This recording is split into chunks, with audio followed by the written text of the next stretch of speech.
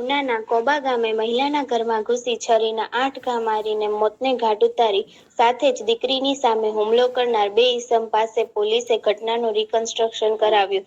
ઉનાના નવા બંદર police station વિસ્તારમાં આવતા કોબ ગામે કૌટુંબિક મન દુઃખને લઈ મહિલાના ઘરમાં ઘૂસી 2 શખ્સે છરી વડે જીવલેણ હુમલો કર્યો હતો.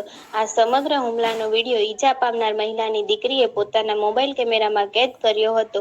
આ મહિલા પર જીવલેણ હુમલો કરનારને જિલ્લા ક્રાઇમ બ્રાન્ચે ઝડપી પાડી જાહેરમાં સરઘસ કાઢવામાં આવ્યું હતું. મળતી માહિતી મુજબ ઉનાના કોબ ગામમાં રહેતા લસ્સુબેન રમેશભાઈ બાંભણિયા અને તેમની દીકરી દીવના દગાચી ગામેથી કોબ આવેલ હોય ત્યારે ગામમાં જ રહેતા અક્ષય બાંભણિયા અને હાર્દિક બારૈયા નામના 2 યુવકે બાઇક લઈ જાહેરમાં લસ્સુબેન સાથે બોલાચાલી કરી અપશબ્દો બોલ્યા હતા. જે બાદ બંને યુવાનોએ ગામમાં જ લસ્સુબેનની માફી માંગી લીધી હતી.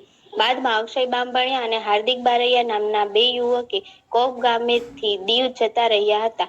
દીવમાંથી દારૂ પી કોબ ગામે આવી લસ્સુબેનના ઘરમાં ઘૂસી બંને યુવાનોએ છરી વડે આડેધડ ઘા ઝીકતા લસ્સુબેનની દીકરી માતાને બચાવવા માટે બૂમાબૂમ કરતા આસપાસના લોકો દોડી આવ્યા હતા.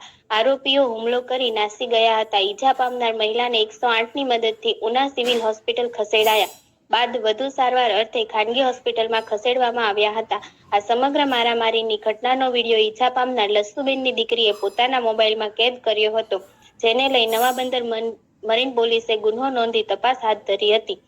આરોપી હાર્દિકના માતા ઘણા સમયથી રીસામણે હોય અને આરોપી હાર્દિક તેમના કૌટુંબિક કાકી જશુબેન બારૈયાના ઘરે રહેતો હતો. આ જશુબેન ઈજાગ્રસ્ત લશુબેનના ઘરે બેસવા જવા હોવાથી હાર્દિકને ગમતું ન હોવાથી અવારનવાર બંને વચ્ચે ઝઘડો થતો હતો. જે બાબતનું મન દુઃખ રાખી હાર્દિક અને અક્ષય બંને આરોપીઓએ મળી ભોગ બનનાર લસુબેન પર જીવલેણ હુમલો કર્યો હતો. આરોપીઓને ગીર સોમનાથ જિલ્લા ક્રાઇમ બ્રાન્ચે સુરતથી ઝડપી પાડ્યા. ઉનાના કોબ ગામે મહિલાના ઘરમાં ઘૂસી આડેધડ છરીના 7 થી 8 ઘા ઝીકી જીવલેણ હુમલો કરનાર આરોપીઓ કોબ ગામેથી નાસી ગયા હતા. જેને પકડવા નવા બંદર પોલીસ અને ગીર સોમનાથ જિલ્લા ક્રાઇમ બ્રાન્ચ ટીમ તપાસમાં લાગ્યા હતા. આરોપીઓને પકડવા આસપાસના ગામો અને ખેતરોમાં શોધખોળ કરતા મળી આવ્યા ન હતા. બાદ હ્યુમન સોર્સિસની મદદથી આરોપીઓને જિલ્લા ક્રાઇમ બ્રાન્ચે 36 કલાક બાદ સુરતથી ઝડપ્યા હતા.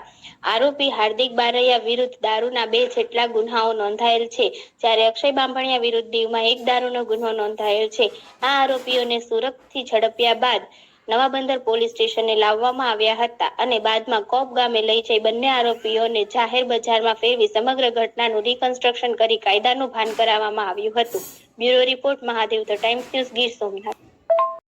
ગઈ તારીખ 29/12/2024ના રોજ નવા બંદર મરીન પોલીસ સ્ટેશનની હદમાં આવેલ કોબ ગામમાં એક બનાવ બનેલો, જેમાં એક મહિલાને આરોપીઓએ એના ઘરમાં ઘૂસી અને શરીરના ઘા મારેલા. જે બાબતે નવા બંદર મરીન પોલીસ સ્ટેશન ખાતે ખૂનની કોશિશનો ગુનો દાખલ કરવામાં આવેલો છે. આ ગુનામાં કુલ 3 આરોપીઓ છે. એમાં 2 આરોપી હાર્દિક ઉર્ફે હાદો ભરતભાઈ બારૈયા અને અક્ષય બાંભણિયા બંનેને આજરોજ ગુનાના કામે એરેસ્ટ કરવામાં આવેલ છે. ત્રીજો આરોપી જે સગીર હોય એ એરેસ્ટ કરવા એના માટે હજુ કાર્યવાહી બાકી છે. સર, આરોપી કોઈ ગુનાહિત ઇતિહાસ ધરાવે છે ખરા? આરોપી વિરુદ્ધ હાર્દિક વિરુદ્ધમાં 2 પ્રોહિબિશનના ગુના દાખલ થયેલા છે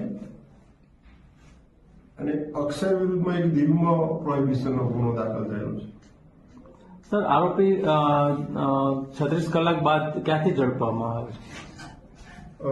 આરોપી લોકલ ક્રાઇમ બ્રાન્ચ દ્વારા આજરોજ પકડવામાં આવ્યા છે. એ તલાલા બાજુથી લોકલ ક્રાઇમ બ્રાન્ચ દ્વારા આરોપીને પકડવામાં આવ્યા છે.